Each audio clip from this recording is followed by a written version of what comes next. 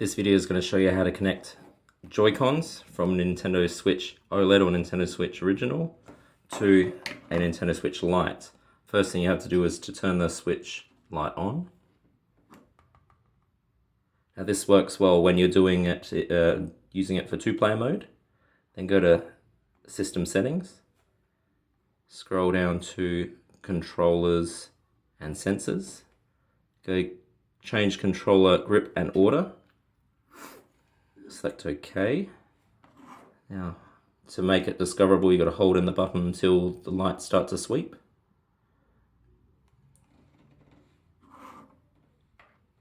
Now it's paired. Now there's two ways you can have it. You can have it in extra player mode where each one is a different controller, or you can have them joined together. So let's join these together.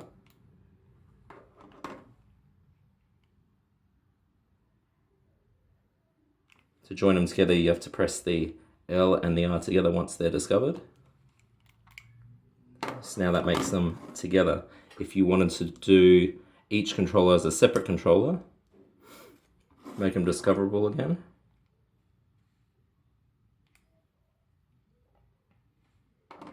And then it's just pressing the two buttons on top, the SL and the SR. And same thing for the next one.